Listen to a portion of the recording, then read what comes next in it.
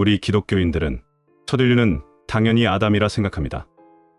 이에 대해 특별히 의문을 가져본 사람은 거의 없을 거라 생각됩니다.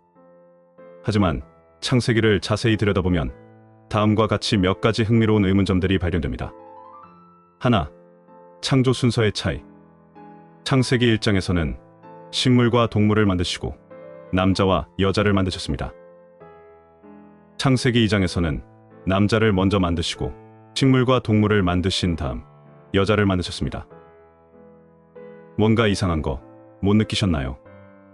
1장에서는 식물, 동물, 남자, 여자, 창조 순으로 되어 있지만 2장에서는 남자, 식물, 동물, 여자, 창조 순으로 되어 있습니다. 성경을 보면 순서가 다르다는 것을 직접 확인하실 수 있습니다. 또 흥미로운 것은 히브리어 원문의 차이입니다. 1장에서는 바라 라는 창조하다 뜻의 단어를, 2장에서는 야차르 라는 빚다 뜻의 단어를 사용합니다. 창세기 1장과 2장, 사람을 창조하신 일에 다른 단어가 사용된 거죠. 그리고 여기서 또 한 가지 다른 점이 확인되는데 1장에서는 그냥 남자와 여자를 창조하셨다고 나오지만 2장에서는 사람을 지으시고 생기를 그 코에 불어넣으셔서 사람이 생명이 되었다고 말씀하고 계십니다. 왜 하나님의 생기로 생명이 되는 중요한 말씀이 2장에만 있을까요? 1장과 2장의 남자가 둘 다 아담을 말하는 게 맞을까요? 둘, 농사와 목축 시작에 대한 의문. 성경에 따르면 아담의 두 아들인 가인은 농사를, 아벨은 목축을 했다고 합니다. 그런데 이는 각종 유적과 유물의 구석기 시대를 완전히 건너뛴 것입니다. 인류는 구석기 시대에 수렵과 채집 활동으로 생존하였고 고고학적 증거들은 농경과 목축으로 가는데 오랜 시간이 걸렸음을 보여줍니다. 그런데 가인과 아벨의 농사와 목축은 신석기 혁명을 바로 시작한 것처럼 보입니다. 그렇다면 전 세계에서 발견되는 수많은 구석기 시대 유적과 유물들은 어떻게 설명할 수 있을까요? 농사와 목축을 몰랐던 구석기 시대의 유적과 유물들은 전 세계적으로 많이 발견되고 있어서 의문이라 할 수 있습니다.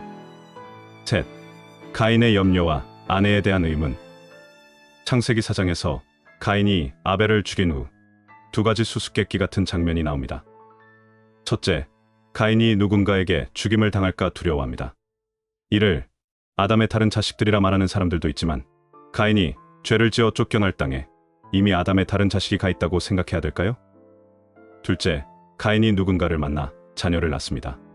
그때까지 성경에는 아담과 하와, 가인과 아벨만 나오고 있었기에 그의 아내가 누구인지는 미스터리로 남아 있습니다. 이같이 창조 순서 불일치, 농경목축 시작, 가인의 염려와 아내, 의문들로 인해 아담이 정말 첫 번째 인류였는지를 생각해보게 됩니다.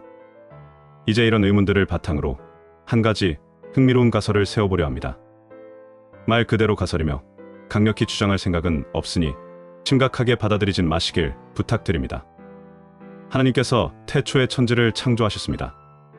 하나님께서는 천천히 자연의 섭리를 만들며 창조를 진행하셨고 6번째 창조기간에 사람을 만드신 후 7번째 창조기간에 안식을 하셨습니다. 성경 히브리어의 욤은 시대나 기간으로도 해석될 수 있습니다. 우리나라는 하루와 기간이라는 개념을 동시에 담을 수 있는 단어가 없지만 욤은 성경 내에서 매우 다양한 의미로 사용됩니다. 하나님이 지으신 사람은 이 땅에 퍼져나갔으나 점차 저물어갔고 이들은 후대에 고대 인류 화석으로 남게 되었습니다. 하나님께서는 이 고대 인류가 멸종할 거라는 걸 아시고 특별한 시기에 또 한 번 사람을 만드신 후 이번에는 생기를 불어넣어 생명이 되게 하셨습니다. 이는 그 전에 인류와는 구별되는 영적 생명이 부여된 특별한 창조였습니다. 이 사람이 현생 인류의 첫 번째 조상 아담입니다. 생명이 된 아담은 영생을 살 수도 있었습니다. 하지만 아담은 선악과를 먹는 죄를 범하였고 아담의 후손들도 생명을 이어받아 태어나게 되므로 반드시 죽을 수밖에 없는 원죄를 받게 되었습니다. 에덴에서 쫓겨나 보니 세상에는 생명이 되지 못한 다른 종의 사람들도 이미 살고 있었습니다. 훗날 살인죄를 짓고 쫓겨난 가인은 이미 세상에 있던 고대 인류 여자와 결혼을 하게 되었고 고대 인류는 멸종하게 되었으나 가인의 자식을 통해 후대에 유전자를 남기게 되었습니다. 여러분, 모든 의문을 관통하는 이 흥미로운 가설을 어떻게 보셨나요? 이것은 하나의 가설일 뿐입니다.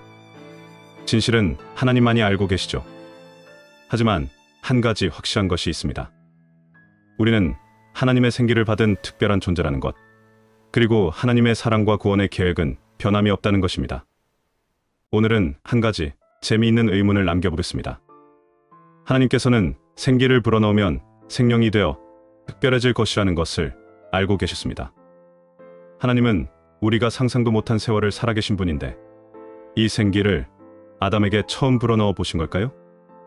어쩌면 지구 이전에 또는 말도 안 되게 넓은 우주 어딘가에 하나님의 생기를 받은 생명체가 또 있진 않을까요? 오늘 영상은 이것으로 마치도록 하겠습니다. 구독과 좋아요, 알람 설정을 해두시면 앞으로 흥미로운 성경의 미스터리에 대해 같이 생각해보고 의견을 나누실 수 있게 됩니다. 감사합니다.